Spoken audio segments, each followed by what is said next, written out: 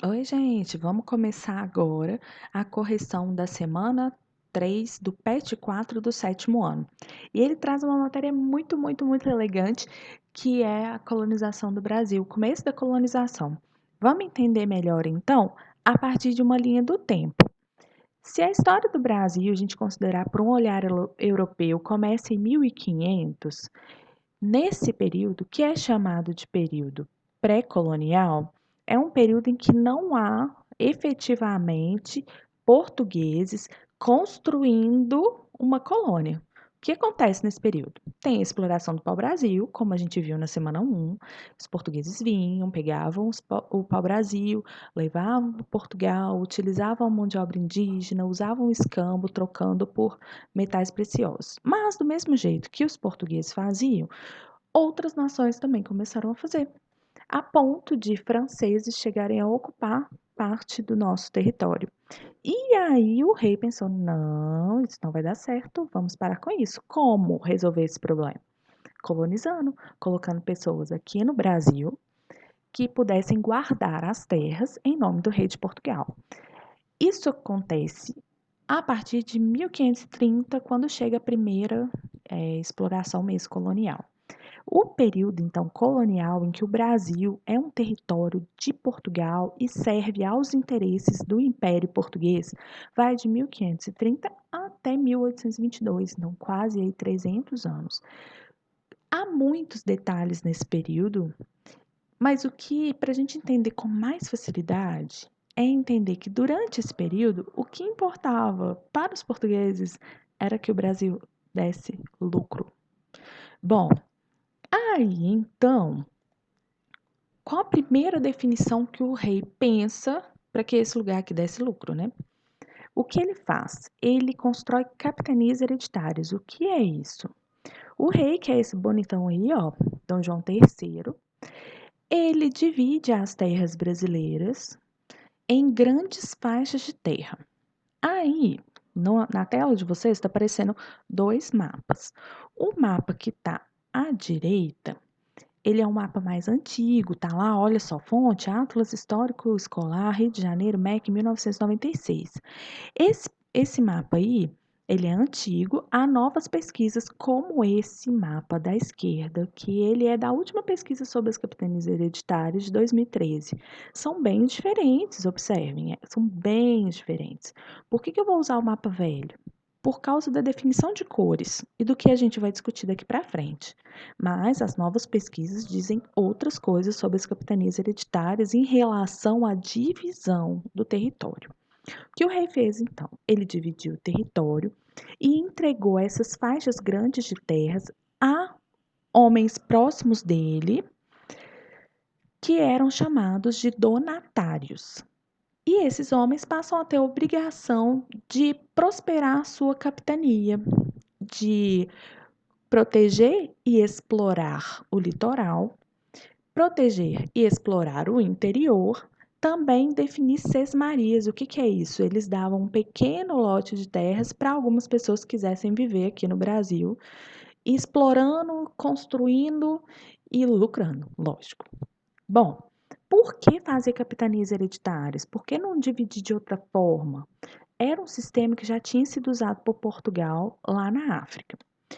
Garantia também que o gasto por construir o investimento aqui, as vivendas, as plantações, tudo isso passasse para outras pessoas, para os donatários. Eram eles que gastavam, o rei não gastava.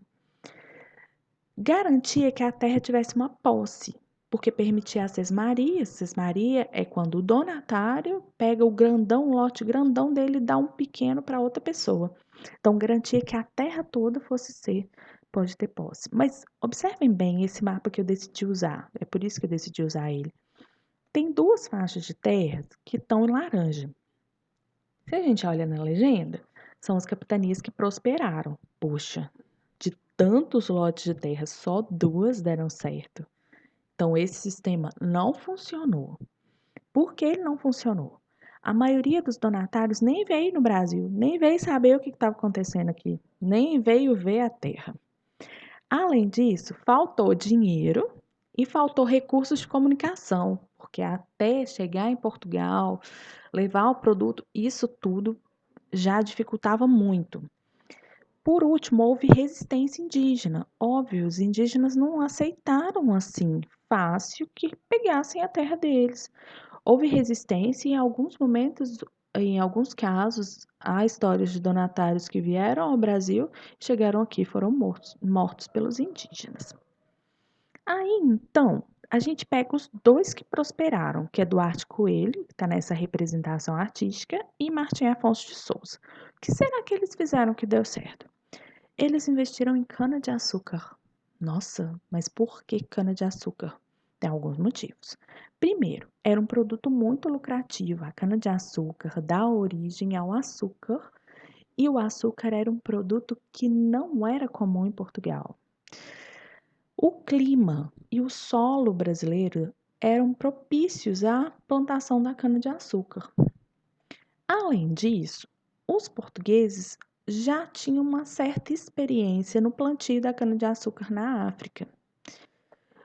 Por fim, a cana-de-açúcar, a plantação da cana, necessitava de uma extensão muito grande, era uma plantação extensiva, e o Brasil tinha grandes extensões de terras. Bom, mas aí como que foi feita essa plantação?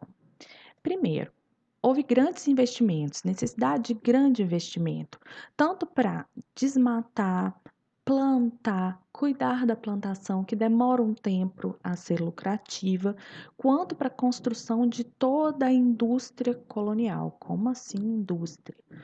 O engenho, a moenda onde a cana era moída, o espaço em que ela era fervida, o espaço e os produtos para ela ir para a caixinha e depois virar o açúcar. Tudo isso envolve grande investimento. A princípio foi usada a mão de obra indígena, só que o pensamento indígena não é um pensamento que visa ao lucro.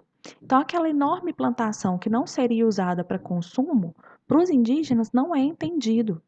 Os indígenas, então, passam a resistir a participar, tanto fugindo quanto uma resistência violenta. Os indígenas passam a sair fora da cana-de-açúcar. Aí, também por esse motivo, entra a escravidão negra. E é a mão de obra escrava negra que constrói toda a colônia. É em cima dessa mão de obra que os portugueses lucram. Além disso, o uso de grandes extensões de terra para a plantação de cana-de-açúcar. Bom, vamos agora passar para a atividade mesmo que está na página 69.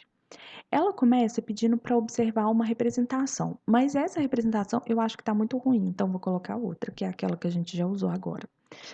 Aí na letra A está perguntando qual sistema de ocupação do território da América Portuguesa está representado. Está representado as capitanias hereditárias. Qual era a intenção de Portugal ao promover esse sistema? A intenção era garantir a posse da terra e aumentar os lucros, porque já havia lucros com o comércio da Ásia. A letra C, que está na página 70, já pergunta quais os motivos que levaram esse sistema a fracassar. Falta de interesse e investimento dos donatários, problemas de comunicação e ataques indígenas. Na letra B, identifique os nomes dos únicos nobres portugueses a terem sucesso nesse sistema. Duarte Coelho e Martim Afonso de Souza, como está representado aí. A atividade 2, que está na página 70, pede para redigir um parágrafo explicando por que Portugal substitui a mão de obra indígena por mão de obra escrava negra. E aí a gente precisa refletir melhor, porque a gente não conversou sobre isso. Então, por que escravos negros? Para isso, a gente tem que analisar as rotas do tráfico. Se a gente observa esse mapa aí, o tráfico de escravos para a América está representado em setinhas azuis. Essas setinhas azuis elas transpassam, elas passam pelo Oceano Atlântico, principalmente pelo Oceano Atlântico. Vão da costa africana até a costa, principalmente a costa brasileira. esse território, a costa africana e a costa brasileira, eram territórios portugueses, faziam parte do Império Português. Então, a primeira coisa que a gente tem que pensar é que esse comércio é extremamente lucrativo. Ele faz com que tanto o traficante de escravos, aquele que trazia o escravo da África para o Brasil, ele ganhasse muito, quanto aquela pessoa que comprou o escravo, porque ela não vai ter que pagar a vida inteira um trabalho para alguém. Então, é um comércio muito lucrativo. Segundo, com esse comércio, há uma integração de todas as partes do Império Português. Como assim? Na América, há a produção da cana-de-açúcar, que traz um produto que é o açúcar, que já é lucrativo. Esse produto ia ser levado para Portugal. Muitas vezes era necessário que se parasse na África. Na África, então, um novo produto, que são os escravos, que passavam para outra área do Império Português, que é o Brasil. Por fim, esse espaço, que é o Atlântico, ele chega até o comércio asiático das especiarias. Então, as rotas eram lucrativas em todos os seus pontos, porque os produtos portugueses, eles se integravam. Então, escolha a gente não pode dizer assim esse nome, mas assim, a presença da escravidão negra na nossa história está muito ligado à necessidade de integração dos produtos portugueses. Então agora a gente consegue responder, né? É uma resposta elegante, que assim, Portugal decide substituir a mão de obra indígena pela escravidão negra basicamente por duas justificativas. Tem outras, hein? Mas principalmente por duas. Primeiramente, o comércio de escravos era extremamente lucrativo, gerando grandes somas de dinheiro tanto para os traficantes quanto para os compradores que lucravam com o trabalho das pessoas escravizadas. Segundo, vale lembrar que dessa forma o território africano se integrava ao comércio transatlântico português, fornecendo o produto e aumentando o lucro das rotas. Finalizamos.